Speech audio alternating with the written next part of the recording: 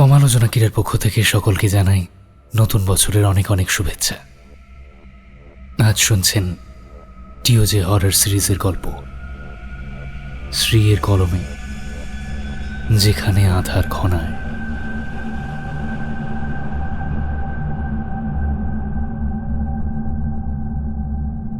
আসতে পারি স্যার? দরজার কাছ থেকে ভেসে আসা মৃদু ডাকটায় বইয়ের পাতা থেকে চোখ তুলে তাকান মিস্টার গোমস। দরজায় একটা 18 বছরের ছেলে জড়সড় হয়ে দাঁড়িয়ে আছে। ফর্সা রোগা চেহারা, মাথার চুলগুলো হালকা এলোমেলো, চোখে মুখে কেমন যেন ক্লান্তি আর চাপা অবসাদের ছাপ। ছেলেটাকে দেখে মিস্টার গোমসের ঠোঁটের কোণে আলতো একটা হাসির রেখা ফুটে ওঠে। আরে ইন্দ্র, ওখানে দাঁড়িয়ে কেন? এসো এসো, ঘরে এসো। ছেলেটা ঘরে ঢুকে মিস্টার গোমসের উল্টো দিকে রাখা সোফাটায় হেলান দিয়ে বসে পড়ে। স্যামুয়েল গোমস একজন রিটায়ার্ড অধ্যাপক, অকৃতদার মানুষ। রিটায়ারমেন্টের পর দক্ষিণ কলকাতার পুরনো এই মেসবাড়ির ঘরে একাই ভাড়া থাকে। মেসবাড়িটা মোট 3 তলা। গোমসের ঘরটা দোতলার ডান দিকের বারান্দার একদম শেষ প্রান্তে। মিস্টার গোমস লোকজনের সঙ্গ তেমন একটা পছন্দ করেন না, তবে ইন্দ্র ছেলেটিকে বেশ পছন্দই হয়েছে তার। ছেলেটির পুরো নাম ইন্দ্রনীল রায়। সপ্তাহখানেক হলো এখানে ভাড়া এসেছে। লোকাল একটা গভর্নমেন্ট কলেজে অ্যাডমিশন নিয়েছে। বাড়ির অবস্থা খুব একটা ভালো নয় ছেলেটার, তাই পড়াশোনার খরচ চালানোর জন্য রাতের বেলা কোথায় যেন একটা পার্ট টাইম জব করে। ছেলেটা খুব লাজুক আর মুখ চোরা স্বভাবের, তবে পড়াশোনাতে বেশ ভালো, যথেষ্ট বুদ্ধিমান আর সব ব্যাপারই বেশ কৌতূহলী। ওর বাড়ি নদিয়ায়। এখানে কারো সাথেই তেমন একটা পরিচয় নেই। দিন কয়েক যেতে না যেতেই একদিন নিজেই ওকে ডেকে আলাপ করেন মিস্টার গোমস। বেশ সহজ সরল ছেলে। অল্প কয়েকদিনেই গোমসের সাথে বেশ আলাপ হয়ে গেছে ওর। ইন্দ্র মিস্টার গোমসকে স্যার বলে ডাকে। গোমসও ওকে স্নেহই করে। মাঝে মাঝেই সন্ধ্যের দিকে এখানে আসে ছেলেটি। নানা বিষয় নিয়ে ওর সাথে আলোচনা করেন মিস্টার গোমস। গোমস এক সময় প্যারাসাইকোলজি নিয়ে গবেষণা করেছেন। এখন রিটায়ারমেন্টের পরও সেই সংক্রান্ত বিষয় নিয়েই মেতে থাকেন। ইন্দ্র ছেলেটি বিজ্ঞান বিভাগের ছাত্র হলেও সবকিছুতেই তার বেশ আগ্রহ। নতুন নতুন জিনিস শিখতে বা জানতে ভালোবাসে। ছেলেটার এই স্বভাবটা বেশ ভালো লাগে মিস্টার গোমসের। নিজের গবেষণার নানা জিনিসপত্র নিয়েও তাই মাঝে মাঝেই আলোচনা করেন ওর সাথে। ইন্দ্র শান্ত চুপচাপ স্বভাবের ছেলে, কিন্তু আজ যেন আরো বেশি থমথমে দেখাচ্ছে ওকে। গত 2 দিন মিস্টার গোমসের কাছে আসেনি সে। গোমস ভেবেছিলেন হয়তো পড়াশোনা কিংবা কাজের চাপ বেড়েছে। স্বভাবতই আজ আসাতে বেশ খানিকটা খুশিই হন। তবে ইন্দ্রকে দেখে স্পষ্ট বোঝা যাচ্ছে যে কিছু একটা বিষয় নিয়ে যথেষ্ট চিন্তার মধ্যে আছে সে। তার ফর্সা মুখটা কেমন যেন বিবর্ণ দেখাচ্ছে আজ। মাথার চুল উস্কো খুস্কো, গভীর স্বপ্নালু চোখ দুটোতে রাত জাগার ক্লান্তি ফুটে আছে। কি একটা বলবে বলবে করেও যেন মৃদু ইতস্তত করছে সে। বিষয়টা মিস্টার গোমসের নজর এড়ায় না। তিনি বলেন, what happened Indra? Is everything all right? তোমাকে এত টেন্স দেখাচ্ছে কেন? ইন্দ্র প্রথমটায় মিস্টার গোমসের প্রশ্নের কোনো উত্তর দেয় না। বিষণ্ণ মুখে ফ্যাল ফ্যাল করে তাকিয়ে থাকে কিছুক্ষণ। মাথা নিচু করে কি যেন চিন্তা করে খানিক। সম্ভবত মনে মনে কিছু একটা সাজানোর চেষ্টা করছে ও। মিস্টার গোমস আর কোনো প্রশ্ন করেন না। ওকে ওর মতো গুছিয়ে নেওয়ার জন্য কিছুটা সময় দেন। মিনিট খানেক পরে ইন্দ্র মুখ তোলে। ওর চোখ দুটোতে এখন কিসের একটা অজানা আতঙ্কের ছাপ ফুটে উঠেছে। স্যার, আপনার সাথে একটা বিষয় নিয়ে আমার একটু কথা বলার ছিল। আসলে আমার মনে হচ্ছে আমি ভীষণ বড় একটা বিপদে পড়েছি। কিন্তু ব্যাপারটা এমনই যে এটা নিয়ে কার সাথে কথা বলা উচিত সেটাই ঠিক বুঝতে পারছিলাম না। আচ্ছা, শান্ত হও ইন্দ্র, এত টেনসড হও না। তোমার যদি আপত্তি না থাকে তবে কি হয়েছে সেটা আমায় খুলে বলতে পারো। সমস্যাটা জানলে আমি হয়তো কিছুটা সাহায্য করার চেষ্টা করতে পারি। না না স্যার, আপত্তি কিসের? আপনাকে সবটা খুলে বলবো বলেই তো এখানে আসা। স্যার, মানে আপনি তো প্যারাসাইকোলজি নিয়ে গবেষণা করছেন, আমাকে আপনার রিসার্চের কথাও বলেছেন অনেক কিছু। কিন্তু স্যার মানে মানে আপনি কি সত্যি সুপার ন্যাচারাল কিছুর অস্তিত্ব প্রমাণ পেয়েছেন কোনো দিন? আমি প্রমাণ পেয়েছি কি না পেয়েছি সেটা কোনো ফ্যাক্টর নয় ইন্দ্র, বাট তুমি একজন বিজ্ঞান বিভাগের ছাত্র, তোমার মুখে হঠাৎ এই ধরনের প্রশ্ন কেন? অবশ্য তোমার সাথে এর আগেও এমন অনেক বিষয় নিয়ে আলোচনা করেছি যেগুলো হয়তো আপাতভাবে বিজ্ঞানের দৃষ্টিতে একেবারেই অযৌক্তিক। প্রতিবারই তুমি আমার কথা মন দিয়ে শুনেছ, হয়তো প্রশ্নও করেছো, কিছু আগ্রহ দেখিয়েছ, তবে কোনোদিনই বিশ্বাস বা অবিশ্বাস কোনোটাই তেমনভাবে করেছো বলে মনে হয় না। কিন্তু আজ তোমার কথা বলার ধরনটা একটু আলাদা লাগছে। Is everything all right? না স্যার, ঠিক নেই, সেই জন্যই এসেছি আপনার কাছে। আপনি ঠিকই ধরেছেন, আসলে যে বিপদের কথা বলছিলাম সেটাও খানিকটা এই প্রসঙ্গের সাথেই রিলেটেড। আমি প্রথম থেকেই খুলে বলছি ব্যাপারটা আপনাকে। আপনি তো জানেন স্যার, পড়াশোনার খরচ চালানোর জন্য আমাকে একটা পার্ট টাইম জব করতে হয়। আমি ওই ফুড ডেলিভারি জব করি। আসলে কাজ থেকে ফিরতে ফিরতে প্রায় দিনই অনেকটা রাত হয়ে যায় আমার। প্রথম প্রথম কয়েকটা দিন কোনো অসুবিধা হয়নি, কাজ, পড়া, কলেজ সব মিলিয়ে এক প্রকার কেটে যাচ্ছিল দিনগুলো। কোনো কিছু নিয়ে ভাববার সময়ও পেতাম না তেমন। কিন্তু সমস্যাটা শুরু হলো দিন কয়েক পর থেকে। অবশ্য সমস্যাটা যে ঠিক কী সেটাই আমি প্রথমটায় তেমন করে বুঝে উঠতে পারিনি। ওই 3 মাথার মোড়টার পাশে যে বড় সেমেট্রিটা আছে, ওটার ডান দিকের গলিটা ধরে মেসে ফিরলে আমার কিছুটা শর্টকাট হয়। তাছাড়া বড় রাস্তা দিয়ে আসতে হলেও তো একটা রেল লাইন পড়ে, ওই সিগন্যালে আটকে গেলে সাইকেল নিয়ে অনেকক্ষণ দাঁড়িয়ে থাকতে হয়। এইসব কারণেই সুবিধার জন্য আমি ওই সেমেট্রির পাশে রাস্তাটা ব্যবহার করি। তো গত শুক্রবারও প্রতিদিনের মতো ওই রাস্তা ধরেই মেসে ফিরছিলাম। রাত তখন প্রায় 11:30টার মতো হবে। ওই গলিটা এমনিতেই খুব সরু আর বেশ অন্ধকার।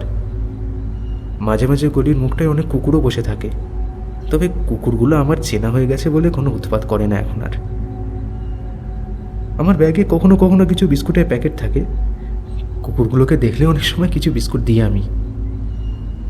তবে সেদিন একটা অদ্ভুত ব্যাপার ঘটল। ওই দিনও ওদের দেখে সাইকেল থেকে নেমে বিস্কুট দিতে গিয়েছিলাম, কিন্তু সাইকেল থেকে নামার পরে একটা আশ্চর্য জিনিস লক্ষ্য করলাম। মনে হলো কুকুরগুলো যেন আমাকে দেখে ভয় পাচ্ছে। কাছে গিয়ে বিস্কুট দিতে গেলাম, কাছে আসা তো দূরের কথা, ওরা মুখ দিয়ে কুই কুই শব্দ বের করতে লাগলো স্যার। আর আমাকে দেখে শব্দ করে ছুটে পালিয়ে গেল। এর আগে যে কদিন ওখান দিয়ে এসেছি কোনোদিন কিন্তু এরকম করেনি ওরা। আমি একটু অবাকই হলাম, কিন্তু তখনকার মতো মেসে ফেরার তাড়া ছিল বলে ব্যাপারটা আমার মাথা থেকে বেরিয়ে গেল এক প্রকার। আমি হয়তো ভুলেই যেতাম ঘটনাটা, কিন্তু পরদিনও ডিউটি শেষ করে ওই রাস্তা দিয়ে বাড়ি ফিরছিলাম। কুকুরগুলো প্রতিদিনের মতোই গলির মুখে গুটিসুটি মেরে বসেছিল। হঠাৎ কী হলো জানি না, দূর থেকে আমার সাইকেলটা দেখতে পেয়ে কেমন যেন সজাগ হয়ে উঠল ওরা। তারপরে অদ্ভুত সুরে কিরম করে কেঁদে উঠল। সত্যি বলতে অত রাতে অমন একটা ফাঁকা শুনশান রাস্তায় কুকুরের কান্নার শব্দে আমার একটু অস্বস্তিই লাগছিল। আমি জোরে সাইকেল চালিয়ে চলেই আসছিলাম, আর তখনই প্রথমবারের মতো মনে হলো বিষয়টা। কেমন যেন একটা পচা আষ্টে ভ্যাপসা গন্ধ আসছিল। মনে হলো কেউ যেন আমার পিছন পেছন আসছে।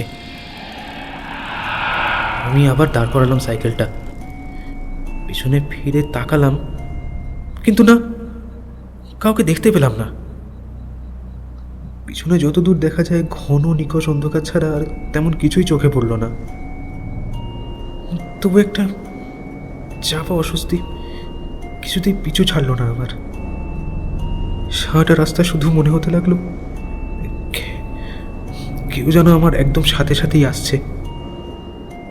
একজোড়া অদৃশ্য চোখ যেন অপলক দৃষ্টিতে আমাকে দেখে চলেছে সমানে, অথচ আমি ছাড়া সারা রাস্তায় আর কোনো জনপ্রাণীর চিহ্ন মাত্র ছিল না। এরপর থেকেই একের পর এক অদ্ভুত সব ব্যাপার ঘটতে লাগলো আমার সাথে। আমার প্রায়শই মনে হতে লাগলো স্যার আমার মনে হতে লাগলো আমি একা নেই স্যার, আমার ঠিক সাথেই, আমার খুব কাছেই কেউ যেন সর্বক্ষণ রয়েছে। একা থাকলেই কিছু একটার অদৃশ্য উপস্থিতি আমি স্পষ্ট অনুভব করতে শুরু করলাম। সারাক্ষণই কেমন যেন অজানা অস্বস্তি হতে শুরু করলো আমার। সব সময় শুধু মনে হতে লাগলো কেউ যেন আড়াল থেকে আমার উপর নজর রেখে চলেছে সমানে। আমার প্রতিটা পদক্ষেপ, আমার সমস্ত কিছুর উপর স্থির দৃষ্টি রেখে লক্ষ্য করে চলেছে কেউ। প্রথম ব্যাপারটাকে মনে ভুল বলেই মনে করছিলাম আমি। ভেবেছিলাম অতিরিক্ত কাজের চাপ আর রেস্টের অভাবের জন্যই হয়তো হচ্ছে এরকম, কিন্তু সেটা নয় স্যার।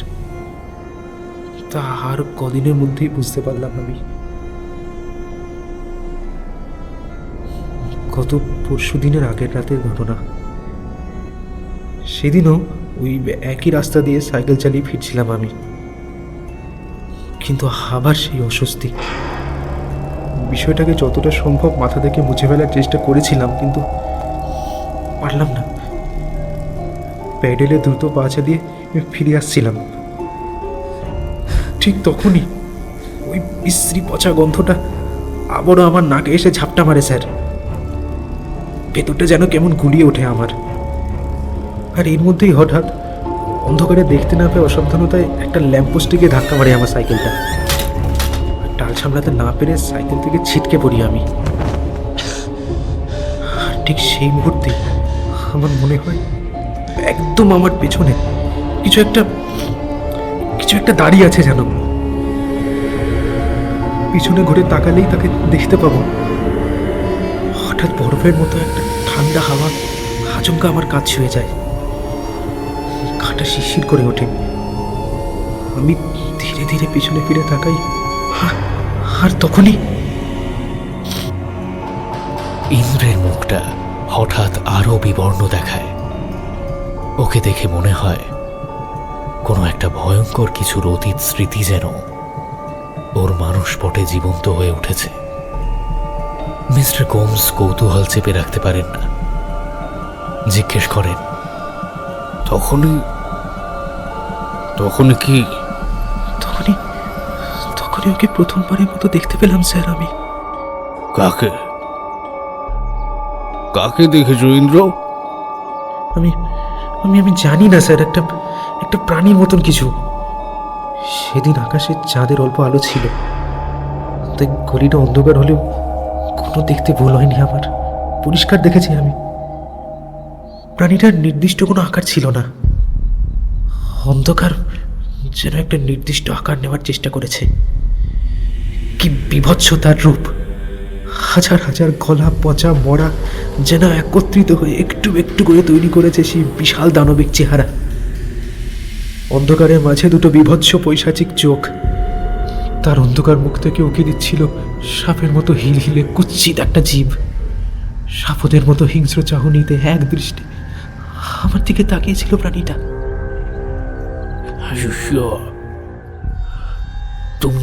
যেটা বলছো ঠিক সেটাই তুমি দেখেছো? তোমার দেখতে কোনো ভুল, কোনো হ্যালুসিনেশন? মিস্টার গোমসের কথা শেষ হওয়ার আগেই ইন্দ্রর মুখে অদ্ভুত একটা অসহায়তার ছাপ ফুটে ওঠে। মিস্টার গোমস কি একটু ভেবে নিয়ে বলেন, অলরাইট। আচ্ছা, এরপর গত পরশুর আগে সেই রাতের ইনসিডেন্টের পর আবার কি সেই অপার্থিব ছায়ামূর্তিটাকে দেখেছো কোথাও? ওই ঘটনার পরদিন আমি কাজে যাইনি, আর কাল রাতে আসার সময় বড় রাস্তা ধরে এসেছি। ওই রাস্তা দিয়ে আসিনি, আর সাহস হয়নি। তাহলে তো সমস্যা মিটেই গেল। তুমি এরপর থেকে একটু ঘুর পথেই চেও, ওই বড় রাস্তা ধরেই যাতায়াত করো। আসলে স্যার, ব্যাপারটা ঠিক অতটা সোজা নয়। আমিও প্রথমটায় তাই ভেবেছিলাম, ওই রাস্তা ধরে না আসলেই আর কোনো সমস্যা হয়তো হবে না।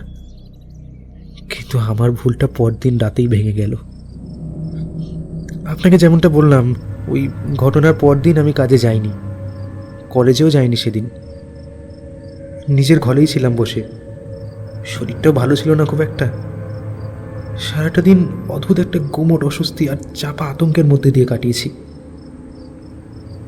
আর সারাটা সময় ধরে ঘরের ভেতরে একটা অদৃশ্য কিছুর উপস্থিতি স্পষ্ট অনুভব করেছি আমি। এই ব্যাপার আগেও ছিল, কিন্তু সেদিন রাতের পর আরো বেশি করে শুরু হয়েছে সবকিছু। আমি আমি স্পষ্ট বুঝতে পারছি স্যার, আমি আর একা নেই। কেউ একটা আমার সাথে আছে। তার অশরীরী উপস্থিতি আমি রন্ধ্রে রন্ধ্রে অনুভব করতে পারছি।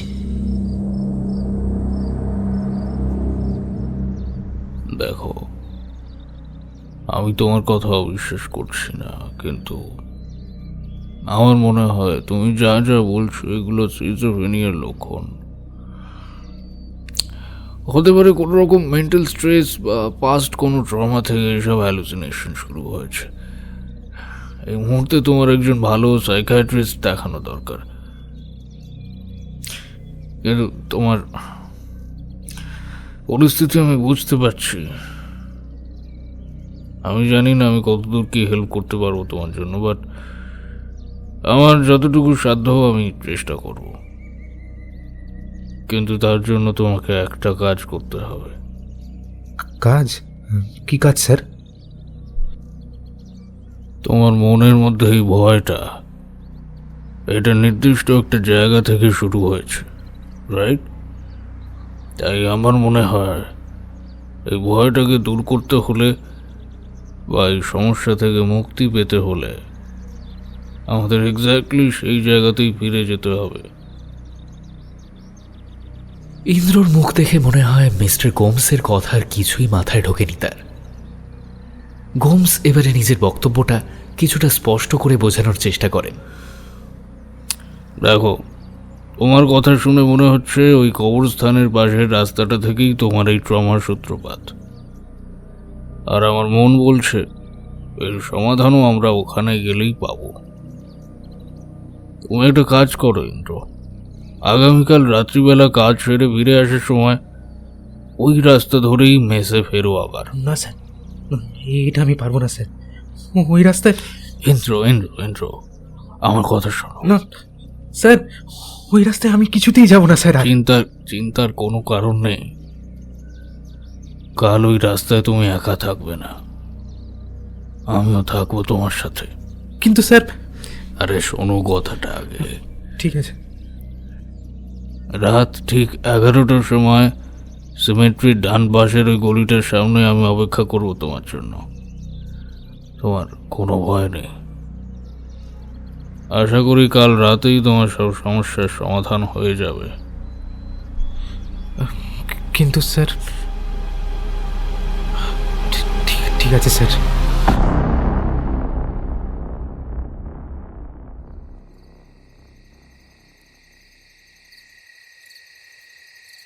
ফাঁকা নির্জন কবরস্থানটার ঠিক মাঝ বরাবর একটা লোক দাঁড়িয়ে আছে। নিশ্চিদ্র ঘন অন্ধকারে ঢেকে আছে সমস্ত চরাচর। জমাট বাঁধা সেই অন্ধকারকেই যেন আশ্রয় করে দাঁড়িয়ে আছে লোকটা।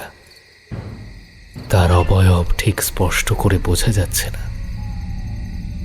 চোখ দুটো বন্ধ করে চাপা স্বরে এক মনে কি যেন উচ্চারণ করে চলেছে সে, আসবে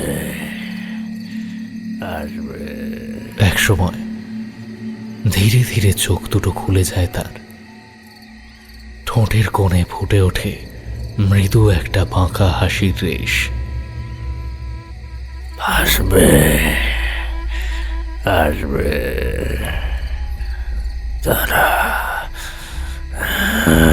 তারা ঠিক আসবে, তাদের যে আসতেই হবে।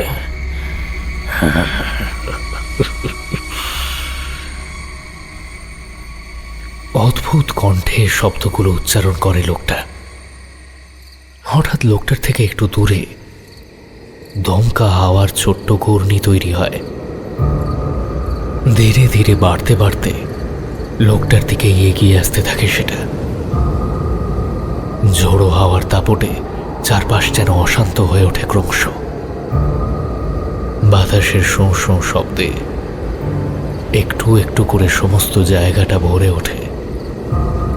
লোকটা তাও নিশ্চল প্রস্তর মূর্তির মতো স্থির হয়ে একই জায়গায় দাঁড়িয়ে থাকে। নিকষ অন্ধকারের মধ্যে তার চোখ দুটো মুহূর্তের জন্য যেন থক করে জ্বলে ওঠে একবার। তাকে দেখে মনে হয় কোনো একটা বিশেষ মুহূর্তের জন্য অধীর আগ্রহে প্রতীক্ষা করে চলেছে। তার ঠোঁটের কোণে ফুটে ওঠা চিরা হাসির রেখাটা ধীরে ধীরে আরো বেশ কিছুটা প্রশস্ত হয়ে ওঠে।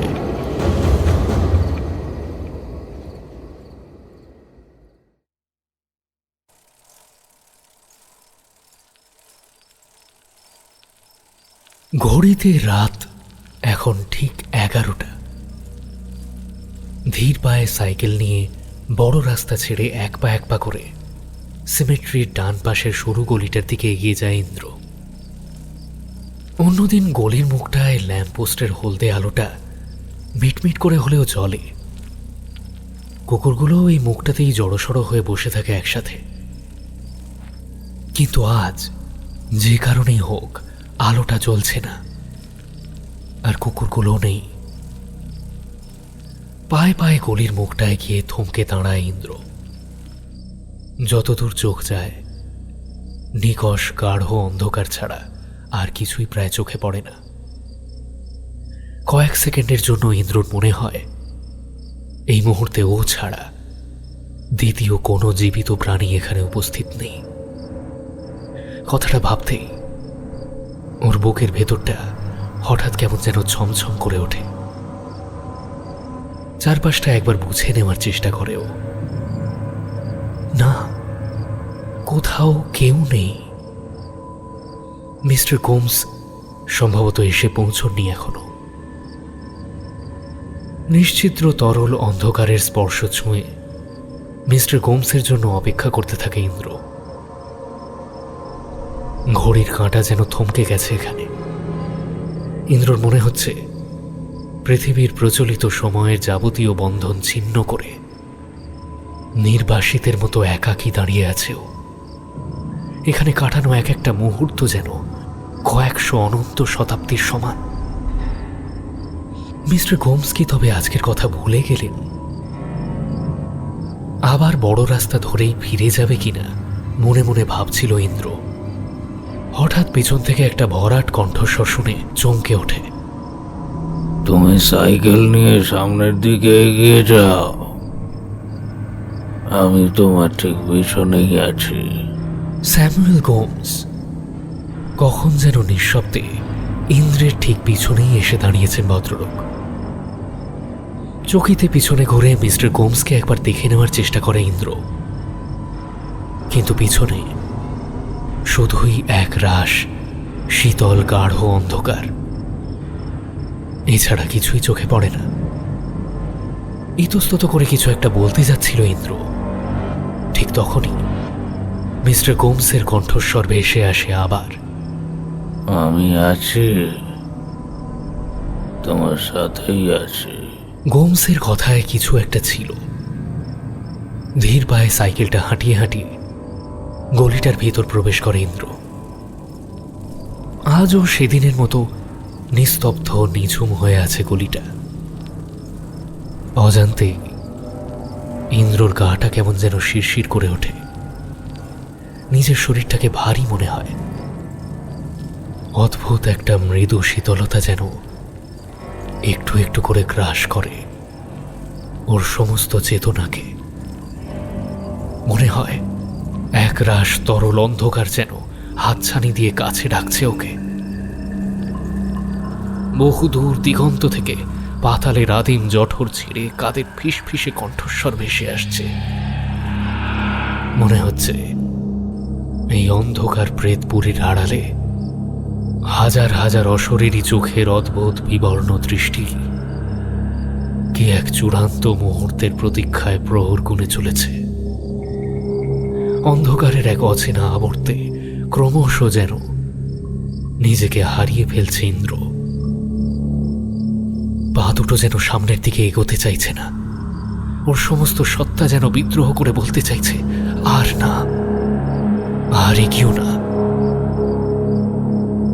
ইন্দ্রর গলার ভেতরটা শুকিয়ে একদম কাঠ হয়ে গেছে।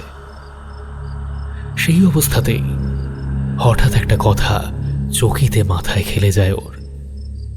মিস্টার গোমস সত্যিই ওর পিছনে আসছেন তো? কান পেতে পায়ের শব্দ শোনার চেষ্টা করে ইন্দ্র, কিন্তু না, পায়ের শব্দ তো দূর।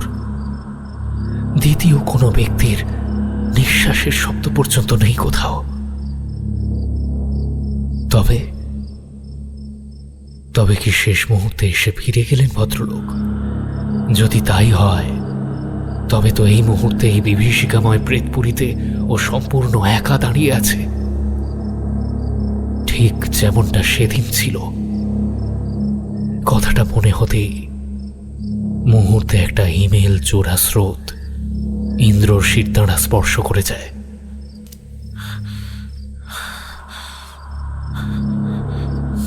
স্যার, স্যার, আপনি আপনি আছেন তো? স্যার, স্যার, আপনি আছেন তো? আড়ষ্ট গলায় কাঁপা কাঁপা স্বরে কোনো মতে শব্দগুলো উচ্চারণ করে ইন্দ্র, কিন্তু ওই কটা শব্দ বোধ করি এই ঘন, এই অখণ্ড নিস্তব্ধতাকে অতিক্রম করতে পারে না। নৈশব্দের প্রাচীরে প্রতিফলিত হয়ে ওর কথাগুলো ওর কাছেই ফিরে আসে আবার। Sir, sir, mister Gomes, mister Gomes, আপনি আছেন তো? স্যার, আপনি আছেন তো স্যার? এইবারে প্রায় আর্তনাদ করে ওঠে ইন্দ্র। আর ঠিক সেই মুহূর্তেই কোথা থেকে যেন কনকনে শীতল একটা বাতাস ওর সমস্ত শরীর স্পর্শ করে যায়। দম বন্ধকর সেই চাপা আতঙ্কটা আবার ঘিরে ধরে ইন্দ্রকে। না না না, এই অন্ধকার, এই অসহ্য অন্ধকার ছেড়ে বেরোতে হবে ওকে, যেভাবেই হোক বেরোতে হবে। সাইকেল ফেলেই যেদিক থেকে এসেছিল সেদিকেই প্রাণপণে দৌড়তে শুরু করে ইন্দ্র। কিন্তু এ কি, গলির মুখটা কোথায় গেল? একটু আগে এখানেই তো ছিল, আর ওখান দিয়েই তো এসেছিল। তবে চারদিকে তাকিয়ে ইন্দ্রর মনে হয় ছোট্ট এই অন্ধকার গলিটা যেন বিষাক্ত অজগর সাপের মতো গ্রাস করতে চাইছে ওকে। ভয় আতঙ্কে চিৎকার করতে যায় ও, কিন্তু পারে না। গলা চিরে এক ফোঁটা শব্দও বের হয় না ওর। ঠিক সেই মুহূর্তে সেদিনের সেই বিশ্রী মাংস পচা গন্ধটা আবার নাকে এসে লাগে ওর। একটা অদ্ভুত শীতল নিঃশ্বাস। ওর কাঁধ ছুঁয়ে যায়। ইন্দ্র বুঝতে পারে সে আছে, সে এখানেই আছে। এই মুহূর্তে ওর ঠিক পিছনেই দাঁড়িয়ে আছে সে। একবার, শুধু একবার পিছনে ঘুরলেই তাকে দেখতে পাবে ও। আর সেও হয়তো ঠিক এমনটাই চায়, কিন্তু না না, ওই কুৎসিত অন্ধকার ভয়াল বিভীষিকা কিছুতেই দেখবে না ও, কিছুতেই না। হঠাৎ প্রচন্ড একটা অট্টহাসির শব্দে কানে প্রায় তালা লেগে যায় ইন্দ্রর।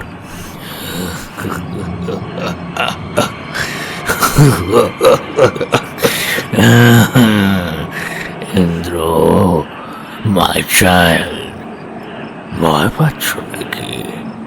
ভয় পেও না নিয়ে, এখানে এখানে ভয়ের কিচ্ছু নেই। মুহূর্তে চমকে ওঠে ইন্দ্র। এই কার গলা শুনছে ও? এটা তো মিস্টার গোমসের গলা। তার মানে উনি কি এখানেই ওর সাথেই আছেন? মনে যেন একটু হলেও ভরসা পায় ইন্দ্র। কাঁপা কাঁপা গলায় বলে, স্যার, স্যার, মিস্টার গোমস, আপনি আছেন তো স্যার? স্যার, আপনি আছেন তো? কিন্তু না, এবারেও ইন্দ্রের প্রশ্নের কোনো উত্তর আসে না। গতবারের মতো এবারও নৈশব্দের অন্ধ আবর্তে ওর শব্দেরা অসহায়ের মতো মাথা কুটে ফিরে আসে। আবার চিৎকার করে Indra, mister Gomes, sir, sir আপনি কোথায় স্যার? ঠিক তখনই ওর একদম পিছন থেকে ফিসফিসে একটা পুরুষ কণ্ঠে উত্তর ভেসে আসে, মাই চাইল্ড, এই তো আমি তোমার তোমার ঠিক পিছনেই দাঁড়িয়ে আছি। তাকাও, তাকাও আমার দিকে, দেখো, দেখো আমাকে। আর ধৈর্য ধরতে পারে না ইন্দ্র। ভুলে যায় একটু আগেই অনুভব করা সেই অপার্থিব অশরীরী অস্তিত্বের কথা। ধীরে ধীরে পিছন ফেরেও, কিন্তু কোথায় কোথায় মিস্টার গোমস? পরিবর্তে পরিবর্তে কে দাঁড়িয়ে আছে? নিকষ গাঢ় অন্ধকারের মধ্যেও তাকে চিনে নিতে কিছুতেই ভুল হয় না ইন্দ্রর। না, কোনো ভুল নেই।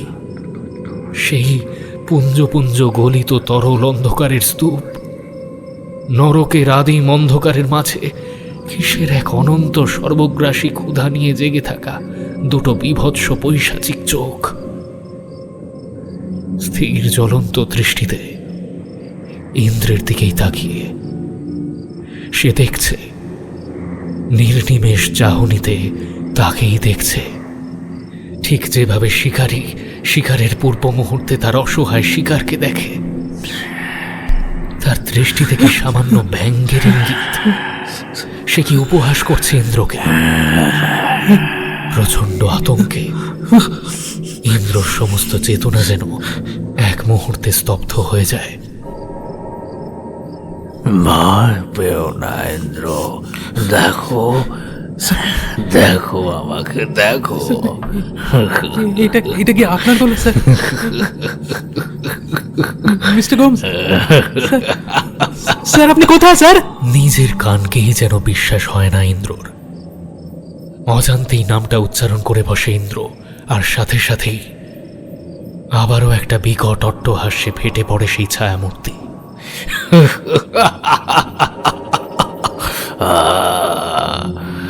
ইয়েস মাই চাইল্ড, আমি মিস্টার গোমস। আমাকে চিনতে পারছো না তুমি? আমি এসেছি, দেখো, তুমি আমার কাছে জানতে চেয়েছিলে না আমি কখনো সুপার ন্যাচারাল কিছুর অস্তিত্বের প্রমাণ পেয়েছি কিনা? জানতে চেয়েছিলে তুমি। তোমাকে তোমাকে আমি আমার অনেক থিওরি, অনেক এক্সপেরিয়েন্সের কথা শুনিয়েছি, কিন্তু আজ তোমার জন্য আমার জীবনের সব থেকে চূড়ান্ত অভিজ্ঞতার গল্প নিয়ে এসেছি। গল্পটা শুনবে তো মাই চাইল্ড? শুনবে তো গল্পটা?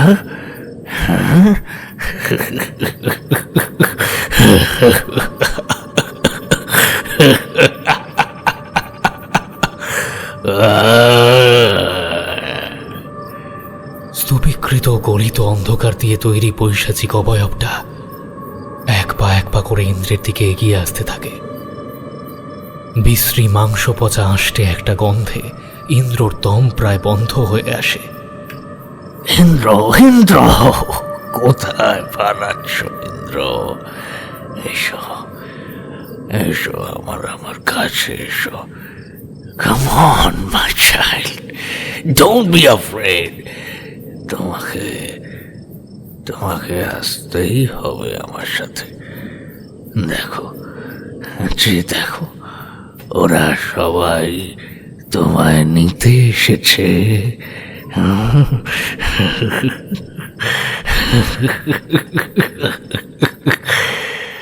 এসো। এখন আর একটা নয়, বরং অসংখ্য অগুন্তি অন্ধকার ছায়া শরীর একটু একটু করে এগিয়ে আসছে ইন্দ্রের দিকে। ধীরে ধীরে অন্ধকারের একটা বলয় যেন ঘিরে ফেলতে চাইছে ওকে।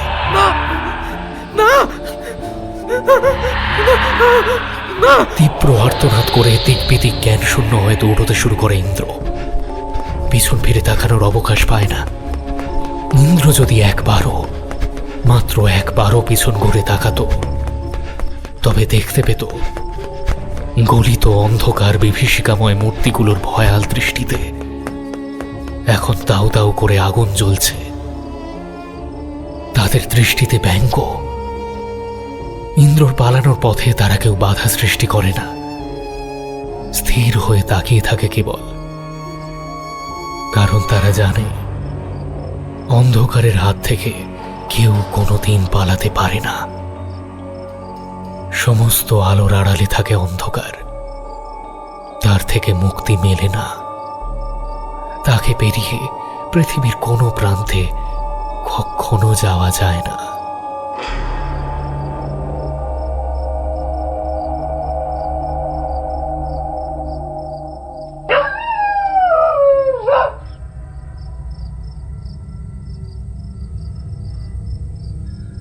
পাগলের মতো হিতাহিত জ্ঞানশূন্য হয়ে ঠিক কতক্ষণ দৌড়েছে সেটা মনে পড়ে না ইন্দ্রর। হুঁশ ফিরতে নিজেকে ওদের সেই পুরনো মেস বিল্ডিংটার সামনে আবিষ্কার করে ও। রাত এখন প্রায় 12টা তো হবেই। মেন গেট অনেকক্ষণ আগেই বন্ধ হয়ে গেছে। পিছন দিক থেকে লোহার রেলিং দেওয়া সিঁড়ি এঁকে বেঁকে উপরে উঠে গেছে। ওটা দিয়েই প্রতিদিন রুমে যায় ইন্দ্র। আজও তাই করতে হবে। অপার্থিব নিস্তব্ধতায় ঠেকে আছে চারদিক। কোথাও একটা জনপ্রাণীর চিহ্ন পর্যন্ত নেই। জোরে জোরে বার দুয়েক নিঃশ্বাস নেয় ইন্দ্র। এক রাশ নৈশব্দের কুয়াশা গায়ে মেঘে নিঃশব্দ প্রেতপুরীর মতো দাঁড়িয়ে আছে পূর্ণ জরাজীর্ণ মেস বাড়িটা। সেদিকে তাকিয়ে এক মুহূর্তের জন্য বুকের ভেতরটা কেমন ছমছম করে ওঠে। আবার দ্রুত একবার পিছন ফিরে দেখে নেয়, না, সেই ছায়া ছায়া অন্ধকার অশরীরই আর কোথাও দেখতে পায় না। মনে মনে একটু আশ্বস্ত হয় ইন্দ্র। মূর্ছে ধরা পুরনো লোহার সিঁড়ি বেয়ে ধীরে ধীরে উপরে উঠে আসেও। কিন্তু দোতলায় উঠে ডান দিকের শেষ প্রান্তের অন্ধকার করিডোরটার দিকে চোখ যেতেই থমকে দাঁড়িয়ে পড়ে ইন্দ্র। চকিতে মূর্তিমান বিভীষিকার মতো ওর চোখের সামনে ভেসে ওঠে একটু আগে দেখা টুকরো টুকরো দৃশ্যপট। মিস্টার গোমসের সাথে একবার কথা বলাটা খুব দরকার। শেষ মুহূর্তে গলির সামনে থেকে কোথায় অদৃশ্য হয়ে গেলেন ভদ্রলোক? আর ওই ছায়ামূর্তি বা কেন ওনার স্বর নকল করে কথা বলছিল? এসব ভাবতে ভাবতেই পায়ে পায়ে ডান দিকের অন্ধকার করিডোরটার দিকে এক পা করে এগিয়ে যায় ইন্দ্র। কিন্তু ঘরটার সামনে যেতে একটু অবাকই হয়। ঘরের দরজাটা বাইরে থেকে শিকল টেনে বন্ধ করা, যদিও তাতে তালা দেওয়া নেই। আশ্চর্য, এত রাতে গেলেন কোথায় ভদ্রলোক? অন্য সময় হলে ফিরেই আসতো ইন্দ্র, কারো অনুপস্থিতিতে তার ঘরে ঢোকার কথা হয়তো চিন্তাও করতে পারত না। কিন্তু আজ যেন কি একটা হয়েছে ওর। অদ্ভুত একটা অদম্য কৌতূহল যেন চেপে বসেছে ওর মধ্যে। ওর মন বলছে এই ঘরে কিছু তো একটা রহস্য নিশ্চয়ই আছে। যেভাবেই হোক একবার এই ঘরটায় ওকে যেতেই হবে। অতি সন্তর্পণে ঘরের শিকলটা খুলে ভেতরে ঢুকে আসে ইন্দ্র। ঢুকেই দরজার ডান পাশের সুইচ বোর্ড থেকে আলো জ্বালানোর চেষ্টা করে, কিন্তু যে কোনো কারণেই হোক সেগুলো জ্বলে না। ঘরের ভেতর থেকে বিশ্রী গুমোট একটা ভ্যাবসা গন্ধ নাকে এসে ঝাপটা মারে। মনে হয় বহুকাল ধরে এ ঘরে যেন কারোর পায়ের চিহ্ন পড়েনি। কিন্তু সেটা কিভাবে সম্ভব? হঠাৎ পায়ের কাছে কিছু একটা জিনিসে হোঁচট খায় ইন্দ্র। নিচু হয়ে জিনিসটা কুড়িয়ে নেয়। অন্ধকারে ভালো বুঝতে না পারলেও জিনিসটাকে হাতে ধরে কোনো বই জাতীয় কিছু বলেই মনে হয় ওর। নিঝুম নিস্তব্ধতায় এখন ডুবে আছে সীমাহীন রাত। মিস্টার গোমসের ঘর থেকে কুড়িয়ে পাওয়া জিনিসটা এই মুহূর্তে ইন্দ্র ঠিক সামনের টেবিলটার উপরে রাখা। না, জিনিসটা কোনো বই নয়, একটা ডায়েরি, পুরনো ডায়েরি। ডায়েরিটার প্রথম পাতায় সুন্দর গোটা গোটা অক্ষরে একটা নাম লেখা, স্যামুয়েল গোমস। সমস্ত ডায়েরিটা জুড়ে খাপছাড়া কিছু লেখা রয়েছে। বসে বসে সেগুলোই উল্টে পাল্টে দেখছিল ইন্দ্র। দেখতে দেখতেই হঠাৎ একটা পাতায় এসে চোখটা আটকে যায় ওর। লেখাটা আজ থেকে প্রায় বছর 10 আগের, 15/9/2013। মনে হচ্ছে অবশেষে আমার লক্ষ্যে আমি সফল হতে চলেছি। এইবার আমি সবাইকে চোখে আঙুল দিয়ে দেখিয়ে দেব যে আমার এতকালের গবেষণা মিথ্যে নয়। আছে, সব আছে। আলো যদি সত্যি হয় তবে অন্ধকারও চিরন্তন হতে বাধ্য, আর অন্ধকার থাকলে তারাও আছে। মৃত্যুতেই জীবনের সবকিছু শেষ হয়ে যায় না, কখনো হতে পারে না। আমার দীর্ঘ জীবনের গবেষণায় আমি এমন অসংখ্য অগন্তি প্রমাণ পেয়েছি যাতে করে মৃত্যুর পরে জীবনকে আবার জাগিয়ে তোলা সম্ভব। আমার সমস্ত থিসিস, সমস্ত অ্যানালিসিস, সব কিছুতে বারবার চিৎকার করে সেটাই বলার চেষ্টা করেছি, কিন্তু কেউ বিশ্বাস করেনি, কেউ না। সবাই হেসেছে, ব্যঙ্গ করেছে আমাকে, ভেবেছে আমি পাগল, বিকৃত মস্তিষ্ক, বদ্ধ উন্মাদ। সবাই ভেবেছে প্রফেসর স্যামুয়েল গোমস একজন উন্মাদ, মাথা খারাপ তার। কিন্তু না, এইবারে ওরা নিজেদের ভুল বুঝতে পারবে। প্রফেসর স্যামুয়েল গোমস কোনো বিকৃত মস্তিষ্ক উন্মাদ নয়। Rather, he is a genius. Genius. জানি এই কাজে ঝুঁকি আছে বিস্তর, আমার প্রাণ সংশয় পর্যন্ত হতে পারে। অন্ধকারের প্রতি আমার এই অদম্য আকর্ষণ একদিন আমাকেও অন্ধকারের গহ্বরেই টেনে নিয়ে যাবে হয়তো, কিন্তু গবেষকদের তো ঝুঁকি নিতেই হয়। পৃথিবীর কাছে নিজেকে আর নিজের গবেষণাকে প্রমাণ করতে এইটুকু তো আমাকে করতেই হবে। সমস্ত পৃথিবী জানবে মৃত্যুই জীবনের শেষ কথা নয়। মৃত্যুর অন্ধকার সমুদ্র পেরিয়েও ফিরে আসা যায়, নিশ্চয় যায়। আজ রাতে বড় রাস্তার মোড়ের পাশের সিমেট্রিতে সেই ক্ষেত্রই নির্মাণ করব আমি।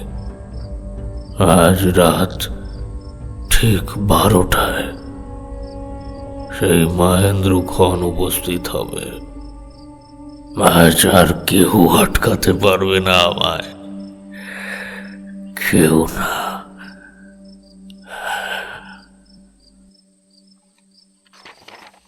ডায়েরির লেখা এখানেই শেষ। ভালো করে বাকি পৃষ্ঠাগুলো উল্টে দেখে ইন্দ্র, না, আর কোথাও কিছু লেখা নেই। ডায়েরির বাকি সমস্ত পৃষ্ঠা ফাঁকা। বাইরে নিশুতি রাতের অপার নিস্তব্ধতা চেয়ে আছে। লেখাটা পড়ে ইন্দ্রর মনে অদ্ভুত একটা অস্বস্তি শুরু হয়। ওর কপালে বিন্দু বিন্দু ঘামের ফোঁটা জমে ওঠে। আজ থেকে 10 বছর আগে ঠিক কী ধরনের এক্সপেরিমেন্ট করছিলেন প্রফেসর? আর ওই সিমেট্রিটা, ওটারই বা কী সম্পর্ক এসব কিছুর সাথে? ঠিক কী ঘটেছিল সেই রাতে? ডায়েরির বাকি পৃষ্ঠাগুলো ফাঁকা কেন? নিজের এক্সপেরিমেন্টের ফলাফল সম্পর্কে আর কিছু লিখলেন না কেন ভদ্রলোক? তবে কি ব্যর্থ হয়েছিলেন তিনি? অবশ্য সেটাই স্বাভাবিক। মৃতদেরকে জীবিত করা এসব পাগলের প্রলাপ ছাড়া আর কি বা হতে পারে? কথাটা ভেবে নিজেকেই যেন খানিক সান্ত্বনা দেওয়ার চেষ্টা করে ইন্দ্র। এসব ভাবতে ভাবতেই হঠাৎ করে ঘরের আলোটা দপদপ করে ওঠে দুবার। তারপর কিছু বুঝে ওঠার আগেই আচমকা নিভে যায়। সমস্ত ঘরটা নিশ্চিদ্র অন্ধকারে ডুবে গেছে। ঘরের ভেতরটা কেমন যেন গুমোট মনে হয় ইন্দ্রর। বিছানার উপরেই একটা টর্চ রাখা আছে। হাত বাড়িয়ে সেটা নেওয়ার জন্যই চেয়ার ছেড়ে উঠে দাঁড়ায় ও। কিন্তু সেই মুহূর্তেই ওর মনে হয় এই ঘরে এখন আর একা নেই ও। ছোট্ট ঘরটার ভেতর দ্বিতীয় কোনো সত্তার উপস্থিতি স্পষ্ট অনুভব করতে পারে। ইন্দ্রর মনে হয় কেউ যেন অন্ধকারের আড়ালে চুপি সারে পায়ে পায়ে ওর ঠিক পিছনেই এসে দাঁড়িয়েছে। এখন তার শীতল নিঃশ্বাসের স্পর্শ স্পষ্ট অনুভব করছে। উন্মাদের মতো চিৎকার করে ওঠে ইন্দ্র, কে আছো এখানে? কে আছো এখানে?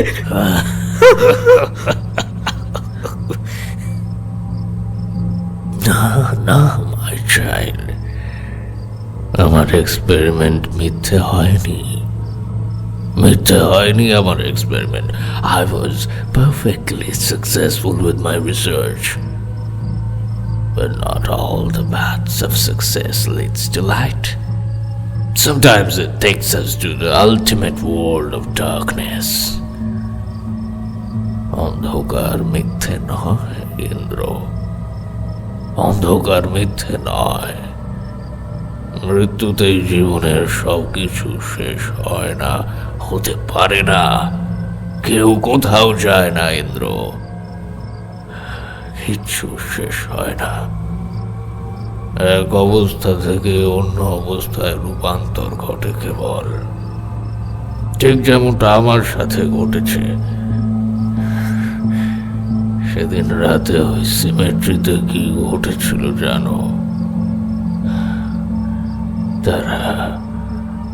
তারা সবাই জেগে উঠেছিল, সাড়া দিয়েছিল আমার আহ্বানে। ফিরে এসেছিল মৃত্যুর ওপার থেকে।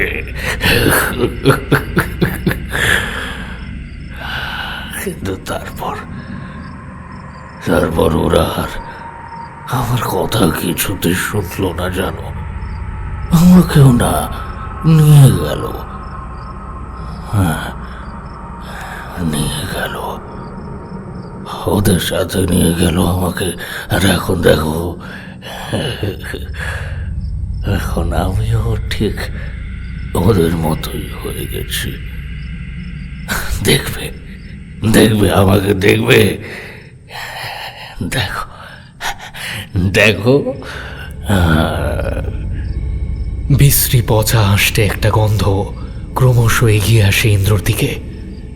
ওর গলা চিরে কোঙানির মতো চাপা আর্তনাদ বেরিয়ে আসে।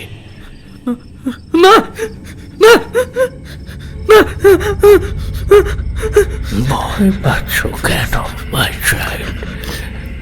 Don't be scared. Metamorphosis. It's just a metamorphosis. এক অবস্থা থেকে অন্য অবস্থায় পরিবর্তিত হওয়াকে বল।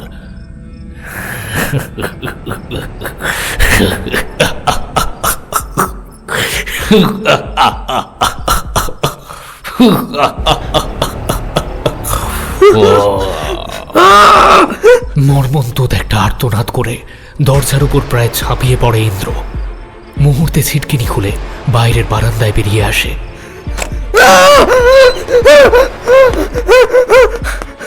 প্রচন্ড হাঁপাতে হাঁপাতে কোনো মতে ভাঙাচোরা লোহার রেলিংটার কাছে গিয়ে দাঁড়ায়। Why are you so scared, my child? দেখো, আমার দিকে চেয়ে দেখো। বারান্দার আবছা অন্ধকারেও সেই বিভৎস নারকীয় অবয়বটাকে চিনে নিতে একটুও ভুল হয় না ইন্দ্র। পুঞ্জ পুঞ্জ গলিত অন্ধকার জমাট বেঁধে একটু একটু করে ঘনিয়ে উঠছে। তার কুৎসিত চোখ দুটোর লেলিহান শিখা এখন ইন্দ্রর দিকে স্থির হয়ে তাকিয়ে আছে। এক পা করে ওর দিকে এগিয়ে আসছে। তার শরীর থেকে স্যাঁতস্যাঁতে গলিত মাংসপিণ্ড একটু একটু করে খসে পড়ছে। ভয়ের কিছু নেই, এসো আমার সাথে, এসো। তোমাকে যে আসতেই হবে ইন্দ্র। এই অন্ধকার জগৎ তোমার প্রতীক্ষায় রয়েছে।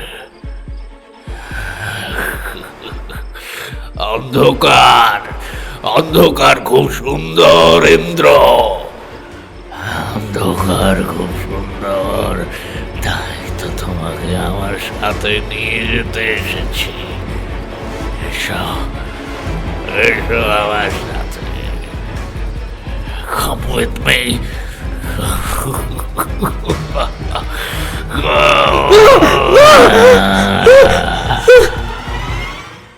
একটা গগন বিদারী আর্তনাদ, আর পর মুহূর্তেই 3 তলার রেলিং টপকে ভারী কিছু একটা নিচে আছড়ে পড়ার শব্দ।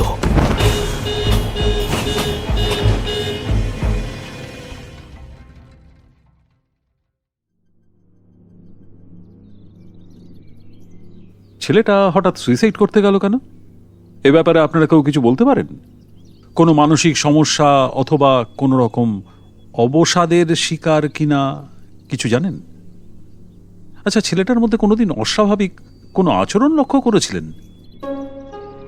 ইন্সপেক্টর বর্মনের প্রশ্নের উত্তরে ভ্রু কুঁচকে খানিকক্ষণ কি যেন চিন্তা করে লোকটা। লোকটার বয়স আন্দাজ 50-এর কিছু বেশিই হবে। এক মাথা কাঁচা পাকা চুল, থলথলে হৃষ্টপুষ্ট চেহারা, তার উপর বেশ একটা নধর ভুঁড়িও আছে। ঠোঁট দুটো পানের কষে নতুন বউয়ের মতো টকটকে লজ্জারাঙা হয়ে থাকে সারাক্ষণ। ইনি এই মেসের মালিক, সদানন্দ সমাজপতি। নাম সদানন্দ হলে কি হবে, মুখে আনন্দের লেশ মাত্র নেই। আর এই মুহূর্তে ভদ্রলোকের মুখভঙ্গির যে অবস্থা, তাতে করে রাম গরুড়ের ছানাও বোধ করি লজ্জা পেয়ে যাবে। দেখেন স্যার, আমার কাজ হইল গিয়া ঘর ভাড়া দেউন, কারোর সাথে গপ্প গাছাকরণের সময় তো বড় একটা পাউন যায় না। এই যে ছোকরা, কি জানি না, হ্যাঁ হ্যাঁ, ইন্দর ইন্দর, এর সাথে তো টাকা পয়সা ছাড়া আর কোনো বিষয় লইয়াই কথা হয় না কোনোদিন। তাছাড়া ওই ছোকরা নিজের কাজ লইয়াই থাকতে দেখতাম, কারোর সাথে মিশতো না। তবে ছোকরার এমন মাথার ব্যারাম আছে জানলে আমি ঘর দিতাম না। আরে বাবু, তোদের মরতেই হয় তো, মরণের জায়গার কি কোনো অভাব পড়ছে নাকি দুনিয়ায়? পয়সা পয়সা আমার মেশ খানায় কেন? আচ্ছা, ইন্দ্রর কথা না হয় বাদ দিলাম, কিন্তু গত 10 বছরে আপনার এই মেসে আরো যে বেশ কয়েকটি সুইসাইডের ইনসিডেন্ট হয়েছে, সে ব্যাপারে কি বলবেন? লোকজন তো বলছে আপনার মেসখানাই নাকি। দেখেন স্যার, লোকে তো বলবে, লোকে তো কত কথা কইবে, কিন্তু আপনারা পুলিশের লোক হইয়া এইসব কানে নিলে চলবে কেমনে? হ্যাঁ, এনে আমার মেসের কোনো দোষ নাই। কপালে কারো মরণের লিখন থাকলে কে আর খণ্ডাইতে পারে কন? হ্যাঁ, যাদের মরণের সময় ঘনাইছিল তারাই মরছে, এনে কার কি করণের আছে? আসলে এনে যারা আসে তারা বেশিরভাগই তো ছাত্র, পড়াশোনা করতে, আর না হলে ওই চাকরির জন্য পরীক্ষা দিতে আসে। এবার মনে করি পরে গিয়া ওইসব এসব সাপ লইতে না পাইরাই এসব কাণ্ড ঘটায়। বেশ, আজ তবে উঠি, পরে কোনো দরকার হলে আপনার সাথে যোগাযোগ করে নেওয়া হবে। আচ্ছা মিস্টার সমাজপতি, আপনি মিস্টার গোমস নামের কাউকে চেনেন? আসলে ওই ভিকটিম, মানে ওই মৃত ছেলেটির ডায়েরির বেশ কয়েকটি জায়গায় ওই নামটা পেয়েছি। সম্ভবত এই মেসেরই কেউ একটা হবেন। এখানে এসেই মনে হয় ভদ্রলোকের সাথে আলাপ হয় ছেলেটির। ইন্সপেক্টরের মুখে গোমস নামটা শুনে মুহূর্তের জন্য হঠাৎ একবার চমকে ওঠে সদানন্দ, যদিও পরের মুহূর্তে নিজেকে সামলে নেয়। একটু থেমে বলে, গোমস? হ হ, ওই নামে মেশে একজন থাকতো বটে, কিন্তু সে তো বহু কাল আগের কথা। তাও প্রায় বছর 10 তো হইবই। তার সাথে এই ছোকরা দেখা হইব কেমনে? না, এইটা সম্ভব না। আচ্ছা, এই গোমস বর্তমানে কোথায় থাকেন কিছু বলতে পারবেন? এইটা কেমন কইরা কইব স্যার? বিশ্বাস করবেন না, মানে কি বলবো, আজব লোক ছিল একখান। বলন নাই কোন নাই, জিনিসপত্র সব ঘরে রাখা একদিন কোথায় জানি বেমালুম হাওয়া হইয়া গেল। হ্যাঁ, তারপর আর কোনো পাত্তাই নাই। ভাগ্যিস আমি ভাড়াটা অ্যাডভান্স নেই, না হইলে কি যে হইতো। ওই দোতলার কোণের দিকে যে ছোট্ট ঘরটা দেখতেছেন, ওইখানেই থাকতো। লোকটার কিছু জিনিস এখনো ওইখানেই পইরা আছে, তাইলে দেখতে পারেন। ঘরটা এখন বন্ধই থাকে, প্রায় ভাঙ্গা চুইরা গেছিল, তাই আর ভাড়া দি নাই। ওইনে এখন ওই পুরোনো আসবাব রাখি আর কি। ইন্সপেক্টর আর কোনো প্রশ্ন করেন না, মেস মালিককে বিদায় জানিয়ে বেরিয়ে আসেন।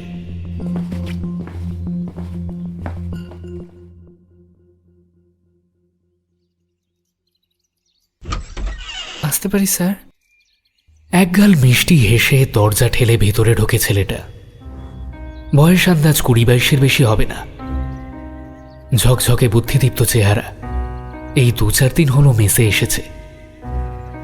এক ঝলক দেখেই ছেলেটাকে বেশ পছন্দ হয়েছিল, তাই নিজেই গিয়ে ওর সাথে আলাপ করেছিলেন তিনি। তারপর থেকে প্রায়ই ওর কাছে আসে ছেলেটা। ওর সাথে নানা বিষয় নিয়ে আলোচনা করেন তিনি, নিজের গবেষণার কথাও শোনান। ছেলেটা শ্রোতা হিসেবে ভীষণ ভালো, খুব মন দিয়ে সমস্ত গল্প শোনে। তবে ওর যে গুণটা সব থেকে ভালো, সেটা হলো ওর কৌতূহল। সবকিছুতেই বেশ একটা শিশুসুলভ আগ্রহ আছে। নতুন নতুন জিনিস জানতে খুব ভালোবাসে। আর ছেলেটার এই স্বভাবটাই ভীষণ ভালো লাগে মিস্টার গোমসের। আফটার অল, কৌতূহলী শ্রোতা না হলে কি আর অভিজ্ঞতার গল্প শোনাতে ভালো লাগে?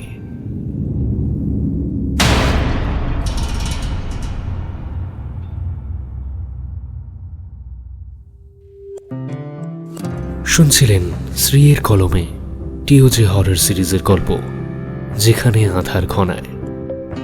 গল্প পাঠে ও গোমসের চরিত্রে আমি তমাল, ইন্দ্রর ভূমিকায় নীল, অন্যান্য ভূমিকায় নিহারেন্দু ব্যানার্জি এবং এনামুল খান, মিক্সিং ও মাস্টারিংয়ে সায়ন, পোস্টার ডিজাইনে ম্যাজিক রেয়ন্স। আমাদের গল্প উপস্থাপনা আপনাদের ভালো লাগলে চ্যানেলটি সাবস্ক্রাইব করতে ভুলবেন না। আমাদের শেষ দুটি পরিবেশন জিন অফ এক্স রহস্য এবং আম্বু, যারা শোনেননি তাদের জন্য লিংক থাকবে ডেসক্রিপশনে এবং পিন কমেন্টে।